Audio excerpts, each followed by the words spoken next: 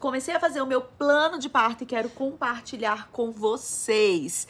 Bom, você deve conhecer esse documento, mas se você não conhece, fica tranquila que eu vou te apresentar. Esse documento chamado Plano de Parto é garantido por lei e é um documento onde o casal, a mulher, né, a parturiente, prevê coisas que ela quer e que ela não quer para o parto dela e leva para a maternidade, para a equipe dela, para que siga ali todas as diretrizes definidas anteriormente, né, em casal ou pessoalmente. E aí eu comecei a fazer o meu plano de parto. Eu sou psicóloga, né, vocês já devem saber, atuo com obstetrícia, então eu estava bem familiarizada com este documento, mas surgiram muitas coisas e seria muito interessante trazer isso aqui. Primeira coisa de todas é que a gente usa esse plano de parto em consulta também, por isso que eu estava familiarizada.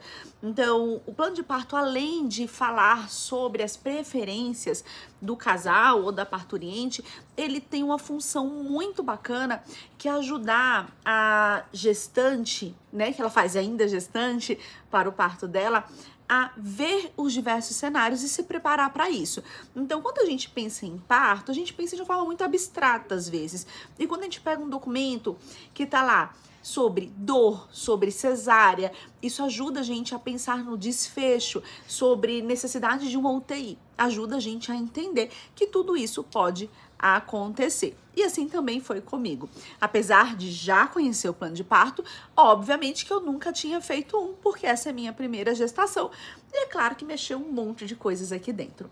Eu vou trazer para vocês algumas coisas interessantes que eu vi aqui no meu plano de parto e que eu acho muito válido a gente trabalhar em consulta psicológica com a nossa gestante, a nossa paciente, mas também coisas curiosas que acho que despertaram coisas em mim enquanto eu fazia. Já aviso que não tá na versão final, vou levar para minha equipe discutir, que é isso que a gente faz, né? O plano de parto ele demora alguns momentos para ser feito. Primeiro de tudo aqui tem sobre o acompanhante. Eu tô olhando pro lado porque tá na minha tela aqui do lado, ele é aberto. Tem o acompanhante, se desejo ou não ter acompanhante, e também tem um espaço que a gente coloca quem é o acompanhante e caso o meu acompanhante não possa ir, quem é a segunda pessoa que eu deixaria de acompanhante. Isso foi uma dificuldade para mim, está em branco.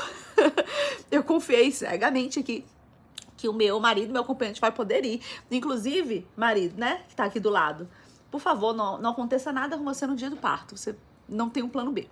Então, isso faz a gestante pensar também em quem seria esse plano B. Coisas que a gente não pensa, né, no nosso dia a dia. E aí, ele traz algumas coisas, como se eu contratei fotógrafa, doula e por aí vai. E uma das coisas é sobre privacidade. Então, nesse plano de parto, nesse modelinho que eu tô usando, que foi o modelinho que eu recebi da minha equipe, tem sobre intimidade com a nudez. Então, a gente sabe que tem mulheres que vão ficar super à vontade. E tem mulheres que vão ficar super envergonhadas, temerosas, e que isso de alguma forma vai atrapalhar o parto delas. Então é importante trabalhar com essa gestante sobre essa intimidade com a nudez dela, porque isso pode ser um bloqueio, e a gente sabe que o parto, ele precisa dessa liberação mesmo. Não dá pra gente bloquear, né, com pensamentos de medo, então muita adrenalina que vai diminuir a ocitocina, atrapalhar o parto. Então a gente precisa realmente que ela coloque o quanto que ela tem intimidade, se ela quer estar sempre vestida ou não, o cuidado com a porta, né, da sala, da maternidade, por aí vai, tá? Sobre métodos não farmacológicos do alívio da dor, aqui ele fala um pouco, né, sobre diversos métodos, playlist, música. Isso é uma coisa interessante, que eu vou tentar montar uma playlist, tá?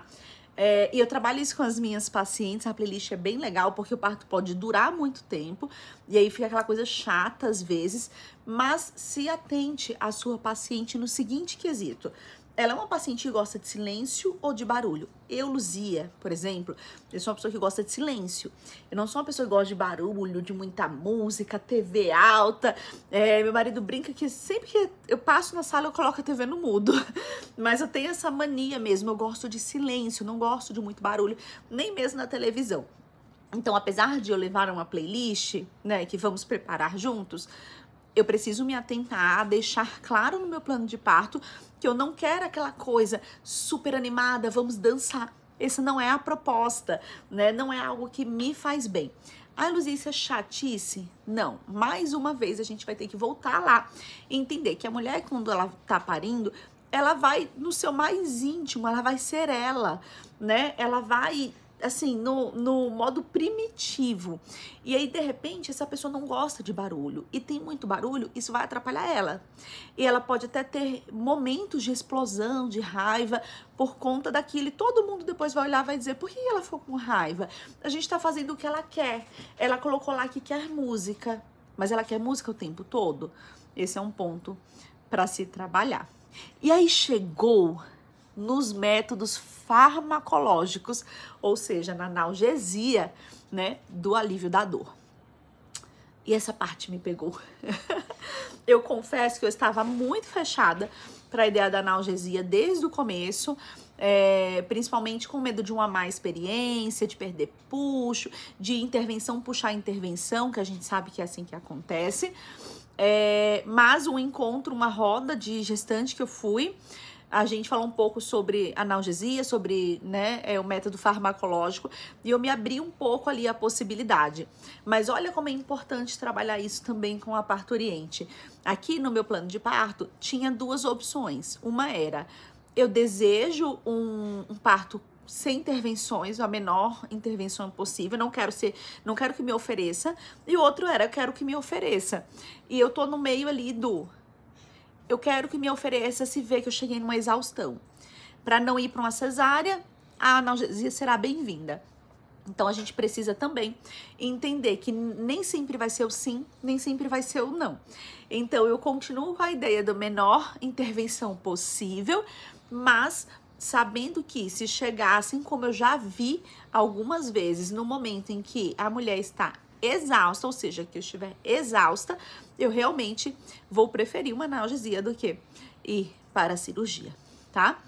E aí tem algumas coisas que eu vou trazer para vocês. Esse vídeo vai ficar super longo, mas vocês pediram para eu falar, acho que também vocês devem estar super curiosas. Já estamos com 30 semanas, né? Que eu deixei em branco. Por quê? Porque eu acho que precisa ser discutido com a equipe. Por exemplo, palavras de incentivo. Palavras de incentivo é algo curioso. Quero ou não quero palavras de incentivo? Não sei. Depende. Quero puxo dirigido? Não. Quero que as pessoas fiquem, vai, força? Não. Mas será que na hora da dor, se a minha obstetra ou obstetriz olhar pra mim e falar assim, tá tudo bem, Luzia? Olha, tá tudo certo, sua filha tá bem, os sinais estão bons, você tá evoluindo bem. Será que isso não me daria um pouco de energia e força? Não sei. Então, palavras de incentivo é algo que a gente precisa pensar, é algo que a gente precisa realmente discutir com a equipe. E porque eu deixei em branco, além de discutir com a equipe, eu acredito que a gente precisa pensar no que a gestante realmente quer. Tem gestante que vai se dar super bem, tem gestante que fala na consulta psicológica, olha, meu maior medo é não saber o que tá acontecendo, ela vai querer saber quantos centímetros ela tá, ela vai querer saber tudo. E tem gestante que não. Eu sou a gestante que tá no meio, eu quero saber da vitalidade, eu quero saber se as coisas estão progredindo, mas, por exemplo, eu não preciso ficar sabendo quantos centímetros, porque se tiver lento a evolução, eu vou ficar desesperada, né? Então, isso é um ponto, tá? E aí, mais um ponto que eu deixei aqui em branco, que é o último ponto, né? Sobre a equipe se manter em silêncio ou se comunicar ali somente o necessário, né? Então, eu não sei se você é aquela pessoa que a equipe, que eu vou falar assim, caramba, gente, conversa, pelo amor de Deus. Ou se você é aquela pessoa que diz assim, gente, cala a boca, eu tô parindo, né? Isso é um ponto a conversar com a equipe também. Então, por que eu trouxe isso aqui pra vocês, gente? Abri aqui alguns pontos do meu plano de parto, tem muito mais coisas, né? Como alimentação, cesariana. Ah, outro ponto, a cesariana, né? Enquanto eu fazia, aí falei pro meu marido, óbvio, né? E coloquei aqui que eu reconheço que a cesariana pode ser necessária em algum momento, eu estou de acordo com uma indicação necessária, né? Mas aí eu falei assim, óbvio que eu ficaria frustrada. Olha aí, né? O que acontece, gente? Muitas vezes no plano de parto não se fala sobre a cesariana e a gente precisa prever que a gente, ok, tudo bem ficar frustrada na hora. Não que eu ficaria triste, porque se chegasse o momento de fazer uma cesariana, ótimo, vou encontrar minha filha, que bom. Mas óbvio que eu ficaria frustrada. E ver isso antes, sentir antes essa possibilidade, inclusive de frustração, nos faz realmente preparar a casa emocional, a nossa cabeça, o nosso coração, para esse possível desfecho que existe mesmo, tá? É claro que com a equipe humanizada, né, e baseada na ciência, assim como a minha, a possibilidade é menor do que uma equipe que vai enganar alguma mulher. Mas ainda assim existe e a gente precisa falar sobre essa possível frustração de tentar o parto normal e de repente ir para uma cesariana. É óbvio, a frustração não é do não conseguir. A frustração é do, poxa, não achei que ia precisar, né? Mas é importante ver isso antes, inclusive na consulta de psicologia. E você que tá aqui, me conta se você fez plano de parto, se você já conhecia esse documento, né, se fez para você, ou se você utiliza isso na sua clínica enquanto psicóloga. E se você depois quer ver mais detalhes do meu plano de parto, eu posto aqui um pouco mais de coisas, né? Então eu quero saber se você já conhecia e se você utiliza na sua clínica, tá bom? Um beijo!